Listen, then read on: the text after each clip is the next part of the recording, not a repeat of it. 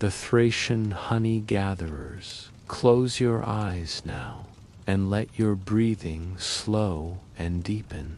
Feel your body settling into comfort as we journey together to an ancient land, where the mountains touch the sky and wildflowers carpet endless meadows. We are traveling back in time, back 3,000 years, to the mystical realm of ancient Thrace, where the Rhodope mountains rise like sleeping giants against the endless blue sky. Here, in this forgotten corner of the world, lived a people who understood the sacred language of bees. In a small village, nestled between rolling hills covered in wild thyme and acacia groves, her name meant she who frees the horses.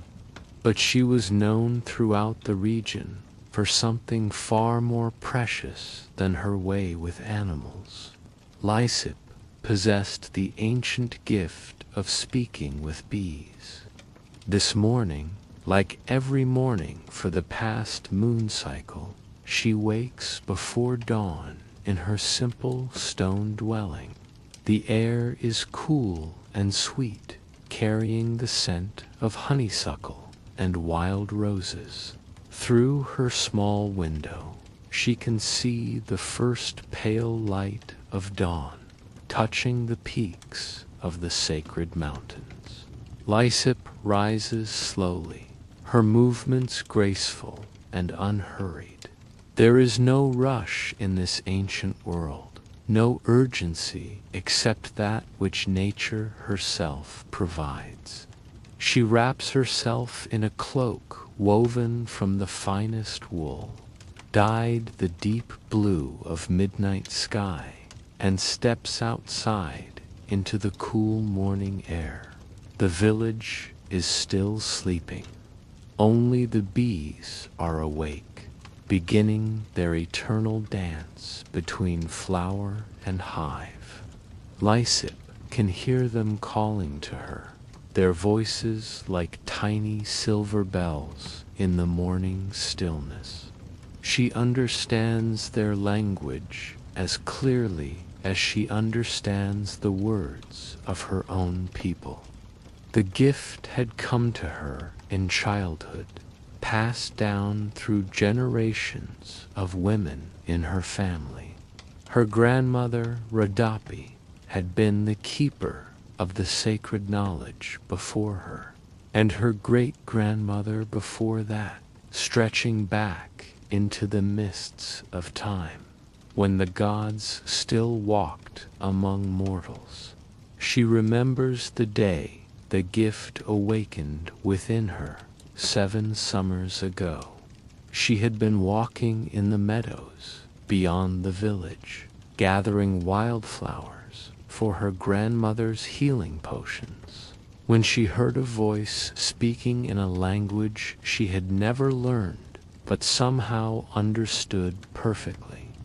It was the voice of the bees, calling to her from an ancient oak tree heavy with honeycomb. From that day forward, Lysip had devoted herself to learning the ancient ways. She studied the sacred texts carved on stone tablets, learned to read the flight patterns of bees, discovered which flowers bloomed under which phases of the moon. She learned to prepare the sacred smoking herbs, to carve the blessed collection vessels, to speak the ancient prayers that kept the covenant between human and bee. Today is special. Today she will venture to the hidden valley where the golden honey flows like liquid sunlight. This valley, known only to the hereditary honey-gatherers of her family, lies deep in the heart of the Rhodope Mountains, protected by ancient spirits and accessible only to those who carry the sacred knowledge. The valley was discovered by her ancestor Milena the Wise nearly 300 years ago. Legend tells that Milena had been following a swarm of bees that had escaped from her hives, tracking them through the forest for 3 days and 3 nights.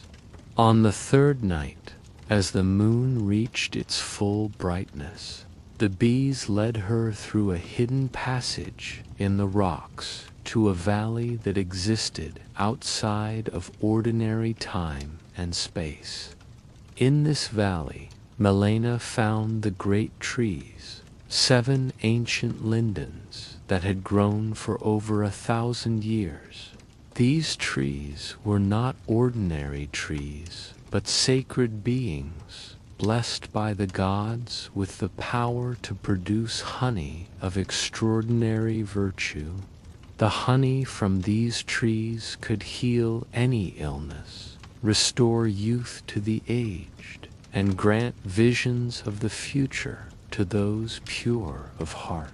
Milena spent 7 years learning the secrets of the valley, taught by the bees themselves and guided by the spirits of the trees. When she finally returned to the village, she brought with her not only the precious honey, but also the knowledge of how to maintain the sacred relationship with the winged guardians of the valley. Since that time, the secret of the valley had been passed down from mother to daughter, grandmother to granddaughter, each generation adding their own wisdom to the accumulated knowledge of centuries. Now the responsibility fell to Lysip, the last of her line, the final keeper of the ancient covenant. Lysip gathers her tools with reverent care. First, the smoking pot made from clay, blessed by the moon goddess Bendis. The clay had been gathered from the sacred pool at the temple of Bendis during the night of the new moon, when the goddess's power was strongest. It had been shaped by her grandmother's hands and fired in a kiln fed with wood from the sacred oak groves. The herbs inside the smoking pot are equally sacred. Lavender gathered at dawn from the high meadows, its purple flowers still heavy with dew. Wild thyme picked at sunset from the rocky slopes where it grows among the ancient ruins. Sacred vervain, the herb of prophecy, collected under the full moon and dried in the shadows of the temple. Each herb had been blessed with specific prayers and stored in containers made from the horn of white goats that grazed in the mountain pastures. The power of these herbs had been accumulating for 7 full moons, growing stronger with each passing day until they were ready for this sacred purpose.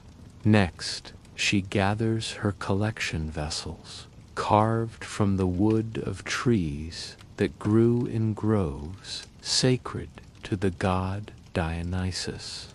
These vessels are works of art in themselves, each one carved with intricate patterns that tell the story of the bees and their eternal dance with the flowers. The wood had been blessed by the priests of Dionysus and seasoned for 7 years before being carved. The largest vessel, carved from a single piece of oak, depicts the great trees of the valley, surrounded by swirling patterns that represent the flight of bees. The second vessel, made from cherry wood, shows the goddess Bendis in her aspect as protector of the bees, her hands outstretched in blessing. The smallest vessel, carved from apple wood, bears the image of Milena the Wise, the founder of their tradition, surrounded by the sacred symbols of the honey-gatherers. As she prepares for her journey, Lysip thinks of her grandmother, Rhodope, who taught her the ancient ways. The old woman had been a legend in her lifetime, known throughout Thrace for her wisdom and her ability to heal with the sacred honey. Kings and priests had traveled from distant lands to seek her counsel and to purchase her precious honey. The old woman's voice echoes in her memory like honey dripping from the comb. The bees are our teachers, child. They know the secrets of the sun and the pathways of the wind. They transform the nectar of earth into the gold of heaven. To work with them is to touch the divine. Rhodope had taught her that the relationship between human and bee was not one of master and servant, but of partnership and mutual respect. The bees gave their honey freely, but only to those who approached them with reverence and understanding. Those who tried to take by force or trickery would find their hives empty and their hands stung by angry guardians. The art of bee-speaking was more than just a skill. It was a way of life that required constant attention to the natural world. A honey-gatherer must know the names of every flower, understand the cycles of bloom and fade, read the signs of weather in the flight of birds and the behavior of insects. They must live in harmony with the seasons, rising with the sun and sleeping with the moon, eating only foods that grew in the sacred earth, and drinking only water from the holy springs. Lysip had learned these lessons well. She knew that the wild roses bloomed first in the spring, followed by the apple blossoms, then the acacia flowers, each in their proper season. She knew that the best honey came from the morning gatherings, when the flowers were still heavy with dew and the bees moved slowly in the cool air. She knew to the deeper mysteries, which phases of the moon were best for gathering, which winds brought the richest nectar, which songs would calm the bees, and which would excite them to productivity. She had learned to read the language of the dance that bees performed to communicate with each other, understanding their messages about the location of flower patches and the quality of nectar.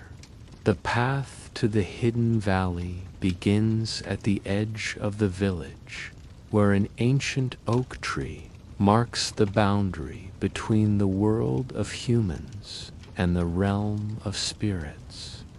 This tree, known as the guardian oak, was said to be over 800 years old.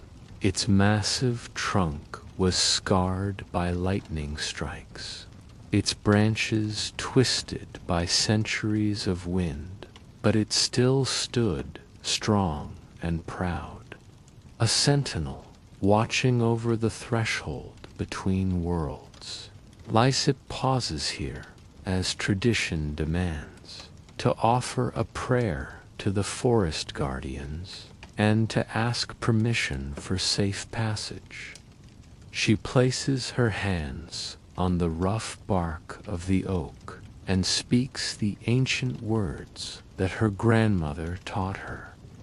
Words in the old language of Thrace that few still remember. Spirits of the forest, guardians of the ancient ways. I come before you as a daughter of the earth, a keeper of the sacred covenant with the winged ones. Grant me safe passage to the valley of the great trees, that I may gather the golden gift and return with blessing to my people.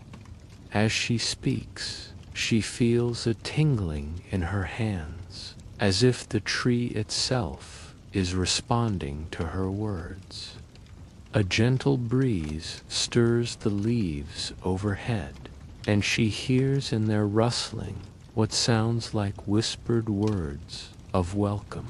The oak has acknowledged her prayer and granted her passage. The forest welcomes her with open arms. Ancient trees arch overhead, their branches forming a natural cathedral filled with soft, green light. The air is thick with the scent of pine and wild herbs, heavy with the moisture of morning dew and the rich earthiness of leaf mold. As she walks deeper into the woodland, Lysip feels the presence of her ancestors walking beside her. Generations of honey-gatherers who have followed this same path for countless centuries. She can almost see them in her peripheral vision, shadowy figures moving among the trees, their feet making no sound on the forest floor. The first of these ancestor spirits is Malena the Wise, the founder of their tradition.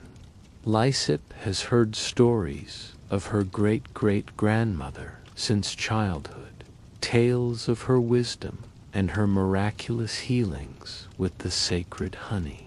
It is said that Malena could speak not only with bees, but with all the creatures of the forest, that she could read the future in the patterns of honeycomb and cure any illness with the proper application of her healing arts. Behind Malena walks Thessaly, the bold, who maintained the tradition during the dark years when foreign invaders threatened to destroy the old ways. Thessaly had hidden the sacred knowledge in coded symbols carved on ordinary household objects, preserving the ancient wisdom until it was safe to practice openly again. Next comes Penthesilea, the gentle, known for her ability to calm the fiercest swarms and to coax honey from bees that had never been worked by human hands.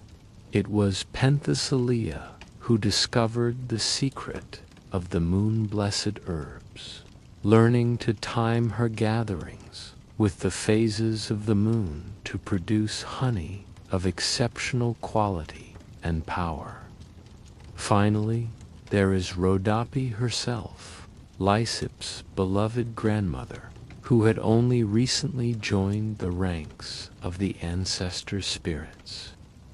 Rhodope had been the greatest of all the honey-gatherers, the one who had codified the ancient knowledge and written down the sacred recipes that had previously been passed down only by word of mouth. The trail winds upward through groves of oak and beech, past streams that sing as they tumble over smooth stones worn by centuries of flowing water. The sound of the water is like music, a constant melody that seems to harmonize with the singing of birds and the rustling of leaves in the breeze. Wildflowers dot the forest floor like scattered gems, white anemones that bloom in the early spring, purple violets that hide in the shade of fallen logs, and golden buttercups that seem to glow in the filtered sunlight. Each flower has its own story, its own role in the great web of life that connects all living things. The anemones, Lysip knows, are sacred to the goddess Persephone, marking the places where she first stepped when she returned from the underworld each spring. The violets are beloved by the spirits of the forest, who use their purple petals to weave garments for the fairy folk. The buttercups are messengers of the sun god, their golden faces always turned toward the light. As she walks, Lysip gathers samples of these flowers, adding them to her collection for the healing potions she will prepare when she returns to the village. Each flower must be picked with the proper prayers and stored in blessed containers to preserve their healing properties. Lysip's footsteps are soft and measured, in harmony with the natural rhythms of the forest.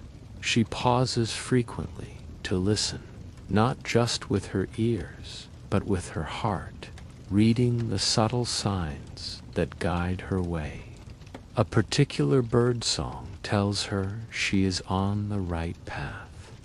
The direction of the wind carries messages from the bees ahead. She knows the language of the forest as well as she knows the language of the bees. The call of the wood thrush means that rain is coming within the day. The chattering of squirrels indicates the presence of a fox nearby. The sudden silence of all bird calls warns of a predator passing through the area. Today, the forest speaks of peace and safety. The birds sing their normal songs. The squirrels chatter playfully in the treetops, and the wind carries only the scents of flowers and green growing things. It is a perfect day for the journey to the sacred valley. As the morning progresses, the forest gradually changes. The trees grow taller and more ancient, their trunks twisted into fantastic shapes by centuries of wind and weather. Some of these trees are old beyond measure, their rings recording the passage of thousands of seasons. The largest of these ancient trees is a massive oak that Lysip calls the grandmother tree. Its trunk is so wide that 20 people holding hands could not encircle it, and its branches spread so far that they create a canopy large enough to shelter the entire village. This tree has stood here since before the memory of the oldest stories, and it has witnessed the passage of countless generations. Lysip always stops at the grandmother tree to pay her respects and to receive the tree's blessing for her journey. She places her hands on the deeply grooved bark and speaks the words of greeting that her grandmother taught her. The tree responds with a gentle rustling of leaves, and she feels a warm energy flowing from the bark into her hands. The grandmother tree is more than just a tree. It is a living library of wisdom, a keeper of memories that stretch back to the dawn of time. In its rings are recorded the stories of droughts and floods, of wars and peace, of the rise and fall of kingdoms. The tree has seen the world change in ways that humans can barely imagine, and it holds within its wood the accumulated wisdom of millennia. Vines heavy with wild grapes drape from branch to branch, creating natural curtains that filter the sunlight into patterns of green and gold. The air grows thick with the intoxicating scent of countless flowers, each one adding its own note to the symphony of fragrances that fills the forest. Here, in this enchanted realm, time moves differently. Minutes stretch into hours, or perhaps hours compress into moments. Lysip feels herself becoming part of the forest's ancient rhythm, her heartbeat synchronizing with the pulse of sap in the trees, her breathing matching the gentle sigh of wind through leaves. This is one of the sacred mysteries that her grandmother taught her, that in certain places, at certain times, the ordinary rules of time and space become fluid. The forest itself exists in a state between the physical world and the realm of spirit, and those who know how to read the signs can step from one reality into another. The deeper she walks into the forest, the more she feels this shift taking place. The colors become more vivid, the sounds more musical, the scents more intoxicating. She is entering a realm where magic is as natural as breathing, where the ancient powers still flow like rivers beneath the surface of the world. The path begins to descend now, winding down through a narrow gorge carved by millennia of flowing water. The walls of the gorge are covered in moss and ferns, creating a tunnel of living green that seems to glow with its own inner light. Ancient symbols are carved into the rock walls, put there by the first honey-gatherers as markers for those who would follow. The air here is cool and moist, carrying the sound of water and the promise of the hidden valley beyond. The acoustics of the gorge create an echo that transforms every sound into music, turning the splash of water over stones into a melody and the call of birds into a symphony. As Lysip walks through the gorge, she can hear the voices of her ancestors echoing from the stone walls, their words of wisdom and encouragement following her on her journey. The gorge itself seems alive, responsive to her presence, welcoming her as one of the chosen few who have earned the right to enter the sacred valley. The walls of the gorge are covered in ancient paintings, faded but still visible to those who know how to look. These paintings tell the story of the honey-gatherers, showing figures in blue cloaks walking among giant trees, their hands filled with vessels of golden honey. The paintings are older than the village, older than the memory of the oldest inhabitants, created by artists whose names have been lost to time. At the narrowest point of the gorge, where the walls almost touch overhead, there is a natural archway carved by wind and water. This archway is known as the gateway to the sacred valley, and it marks the final boundary between the ordinary world and the realm of the great trees. As Lysip passes through the archway, She feels a tingling sensation throughout her body, as if she is passing through a membrane between worlds. The air shimmers around her, and for a moment she sees the world through different eyes, perceiving the streams of energy that flow through all living things, the connections that bind flower to be tree, to earth, human to divine.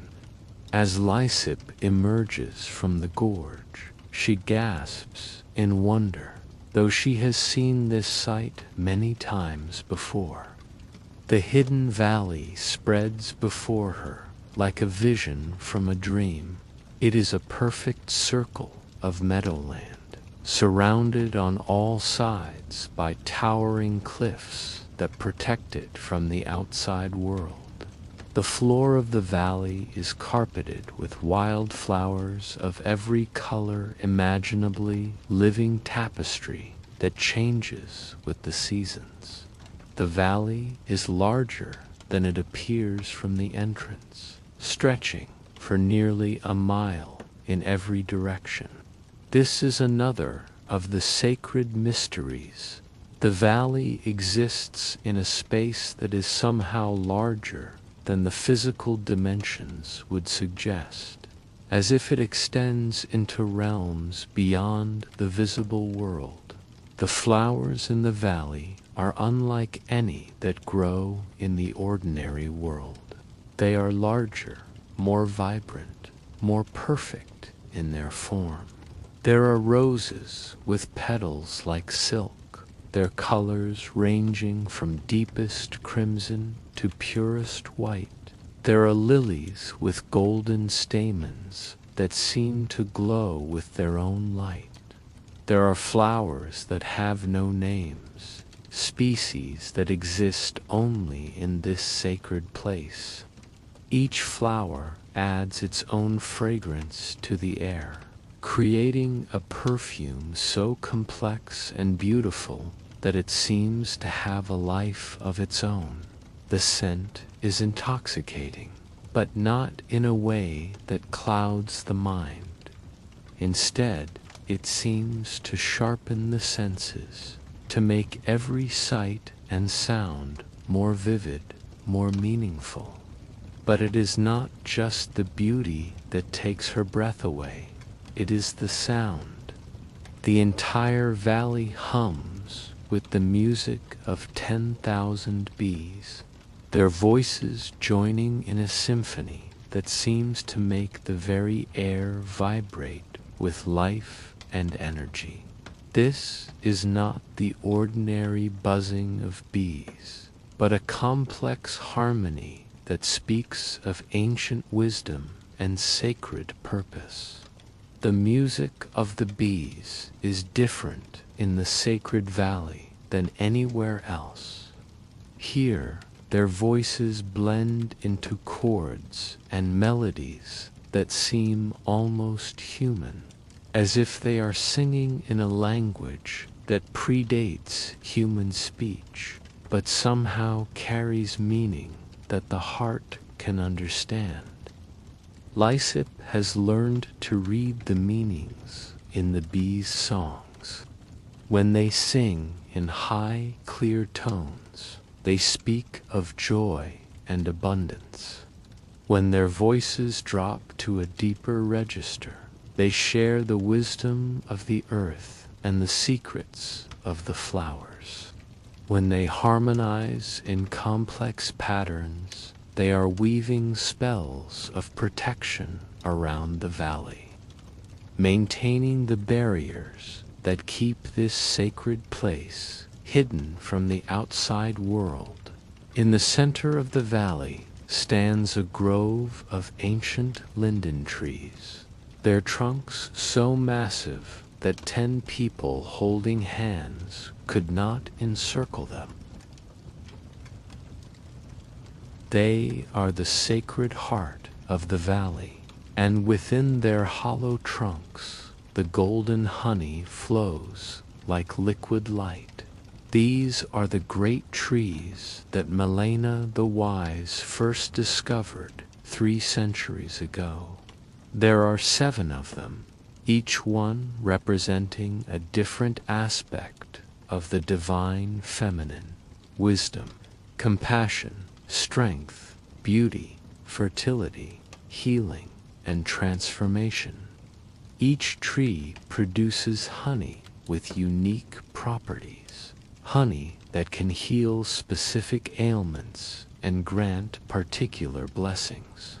The tree of wisdom stands at the eastern edge of the grove, its trunk scarred by lightning, but still strong and vital.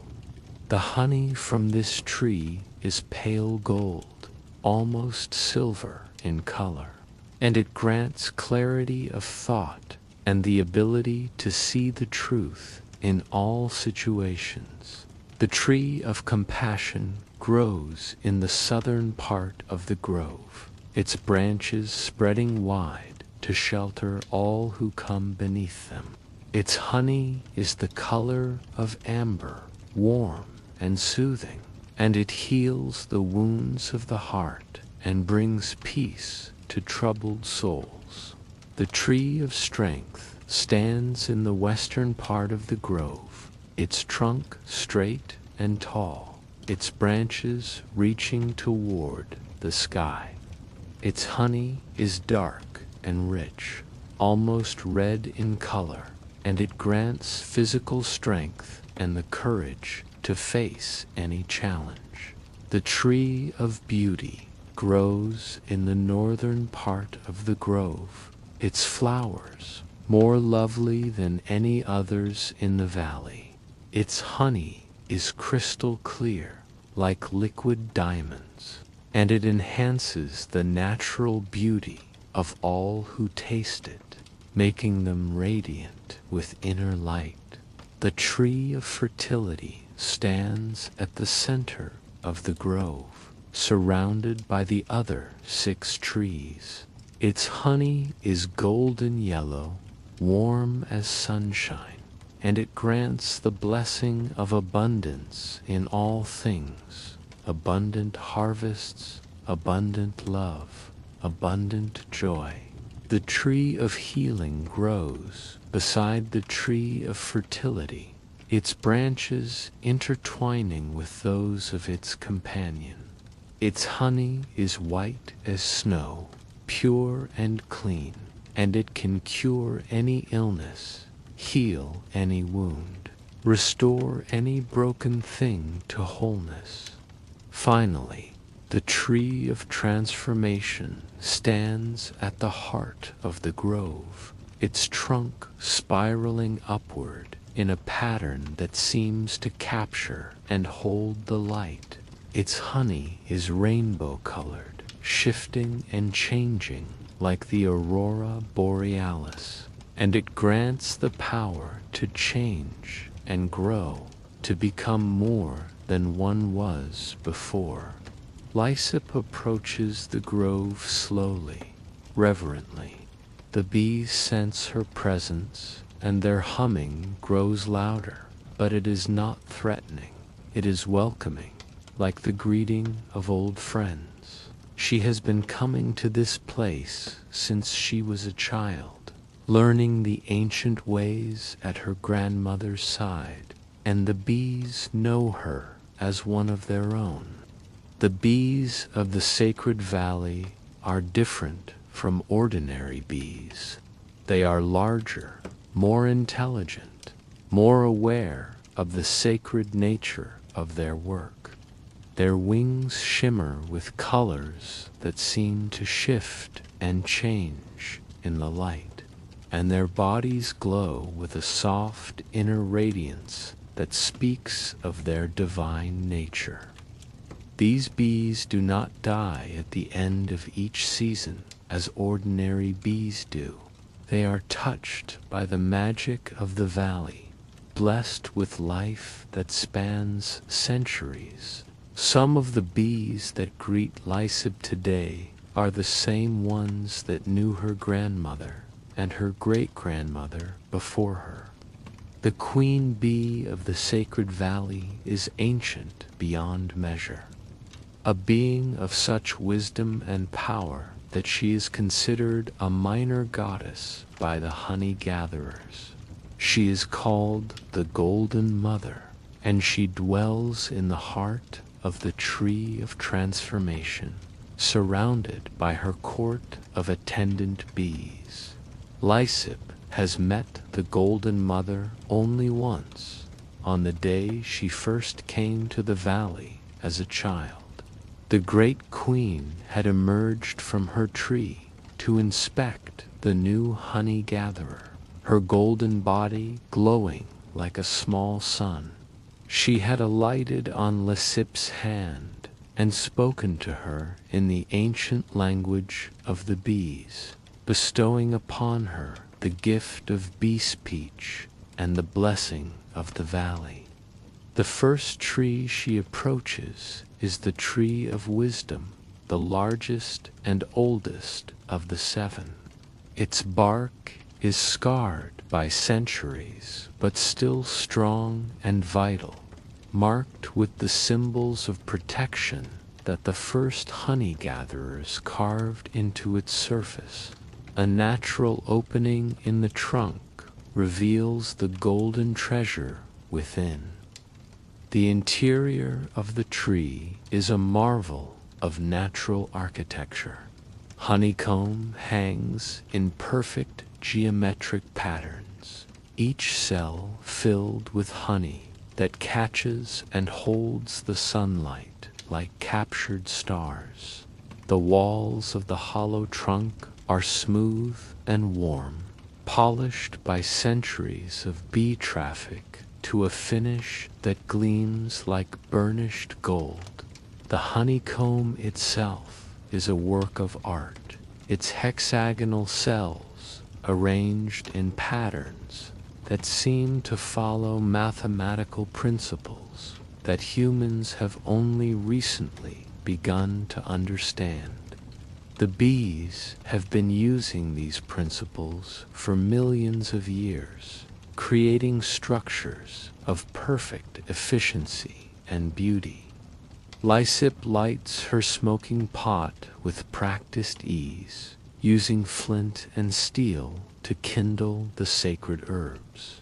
The smoke rises in lazy spirals, carrying the scent of lavender and thyme to the bees. This is not to drive them away, but to calm them, to speak to them in the ancient language of smoke and scent. The smoking herbs are not just tools for working with bees. They are sacred substances that bridge the gap between the physical and spiritual worlds. When burned, they release not just their physical fragrances, but also their spiritual essences, creating a medium through which human and bee can communicate on a deeper level. As the smoke weaves through the air, Lysip begins to hum. It is an ancient song passed down through generations of honey-gatherers, a melody that harmonizes with the bee's own music. The song has no words in any human language, but it speaks directly to the heart, conveying meanings that transcend the limitations of speech. The words, when they come, are in the old language of Thrace, words of greeting and respect, of gratitude and blessing. These words are more than mere sounds. They are vibrations that resonate with the fundamental frequencies of life itself, creating harmony between the singer and all living things. Golden sisters, children of the sun, guardians of the sweet treasure, I greet you in the name of the ancient ones, in the spirit of the eternal covenant. I come to you not as a stranger, but as a friend, not as a taker, but as a partner in the great work of transformation. The bees respond to her song, their buzzing, shifting to match her melody. They dance around her in spirals, their wings catching the light like tiny mirrors.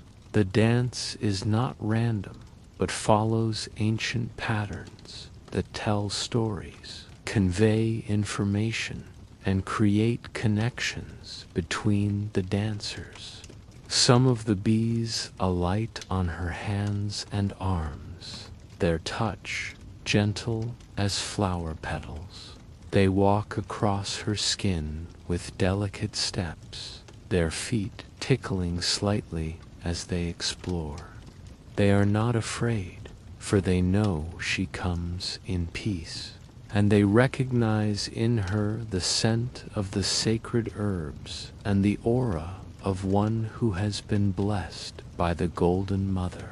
With infinite care, Lysip begins to gather the honey. She uses only wooden tools, blessed by the moon and carved with protective symbols. The tools themselves are works of art, carved by master craftsmen who understood that the implements used in sacred work must be as beautiful and perfect as the work itself. The gathering spoon is carved from apple wood, its handle decorated with spirals that represent the eternal cycle of life and death and rebirth. The scraping knife is made from cherry wood, its blade thin and flexible, perfect for removing honeycomb without damaging the delicate structure. She takes only what is freely given, leaving enough for the bees to survive and thrive. This is the ancient covenant between her people and the winged Wanza, relationship built on mutual respect and understanding. The bees give their honey willingly, knowing that it will be used for healing and blessing, and in return, the honey gatherers protect the valley and maintain the sacred traditions. The honey flows like liquid gold into her vessels, each drop precious beyond measure. This is not ordinary honey. This is the nectar of the gods, gathered from flowers that grow only in this sacred valley, processed by bees that have lived here for countless generations. It carries within it the essence of the earth itself, the power of the sun, the wisdom of the ancient trees. As each drop falls into the vessel, it seems to catch and hold the light, glowing with an inner radiance that speaks of its divine nature. The honey is warm to the touch, not with the heat of the sun, but with the warmth of life itself, pulsing with the rhythm of the earth's heartbeat. As she works, Lysip loses herself in the meditation of the task. Her movements become a dance, synchronized with the bees' eternal ballet. Time seems to stop entirely. There is only this moment, this perfect communion between human and nature, this sacred act of gathering that connects her to the divine. The gathering is more than just a physical process. It is a spiritual exercise that aligns the gatherer with the natural rhythms of the universe. Each movement must be made with intention, each breath taken with awareness, each thought focused on the sacred nature of the work. The sun moves across the sky, casting shifting patterns of light and shadow through the valley. The quality of the light changes throughout the day, and with it, the mood of the valley itself. In the morning, the light is soft and golden, full of promise and new beginnings. At midday, it becomes bright and strong, energizing all life within the valley.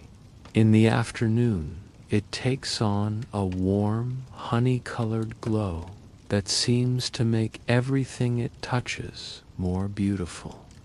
Lysip works slowly, peacefully, gathering honey from each of the 7 trees. Each tree offers its own unique giftsome light and flowery, others dark and rich, each with its own healing properties and sacred uses. The variety is astonishing, each honey distinct in color, texture, and flavor, yet all sharing the common thread of divine blessing. From the tree of wisdom comes honey like liquid sunlight, pale gold and sweet as a summer morning. This honey is used in ceremonies of blessing and new beginnings, in rituals that mark important transitions in life. It is given to children when they come of age, to brides on their wedding day, to new mothers after childbirth. From the tree of compassion comes honey the color of amber, thick and rich, used for healing and strength. This honey soothes the heart and calms the mind, bringing peace to those who are troubled and comfort to those who grieve. It is often mixed with herbs to create healing potions that can cure ailments of both body and spirit. The tree of strength offers honey, dark as autumn leaves, with a complex flavor that speaks of earth and root and the deep mysteries of the forest. This honey grants physical strength and endurance, and it is given to warriors before battle, to laborers before heavy work, to anyone who needs the courage to face difficult challenges. From the tree of beauty comes honey, clear as crystal, with a taste that is indescribable but unforgettable. This honey enhances the natural beauty of all who taste it, making them radiant with inner light. It is used in ceremonies of transformation, in rituals that celebrate the divine feminine, in potions that help people see their own true beauty. The tree of fertility produces honey golden yellow, warm as sunshine, with a taste that carries the essence of all the flowers in the valley. This honey grants the blessing of abundance in all things, and it is used in ceremonies of planting and harvest, in rituals that celebrate the fertility of the earth and the abundance of life. From the tree of healing comes honey white as snow, pure and clean, with a taste that is both simple and complex, familiar and mysterious. This honey can cure any illness, heal any wound, restore any broken thing to wholeness. It is the most precious of all the honeys, used only in the most serious cases, when life itself hangs in the balance.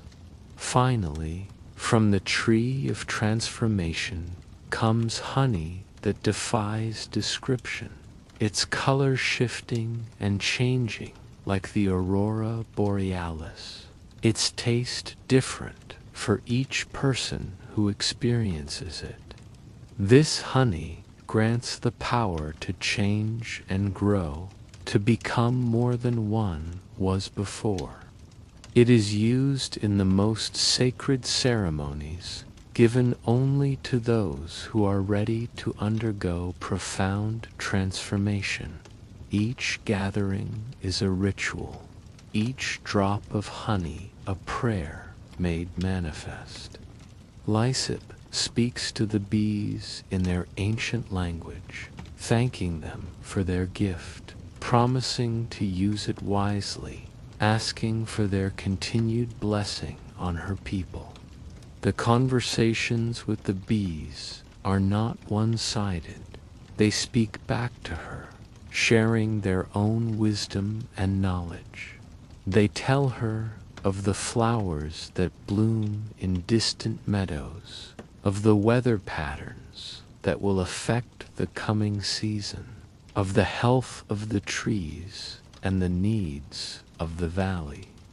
The bees are ancient beings, some of them having lived for centuries in the magical environment of the sacred valley. They have seen the rise and fall of kingdoms, the coming and going of generations of humans, the slow changes that mark the passage of time.